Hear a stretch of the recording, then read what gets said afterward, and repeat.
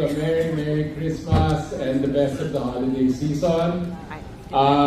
In behalf of the SM Supermalls and our president, Mr. Steven Tan, I would like to again thank you all for all the support that you have given us, how you have been able to get our good news out there, how you've been able to help us particularly in telling the different news of the big milestones that we have in the malls.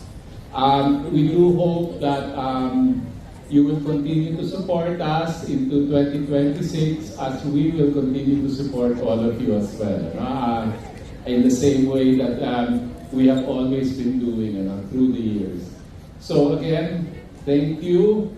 Enjoy the night and let's all have fun. Okay? Merry Christmas, everyone.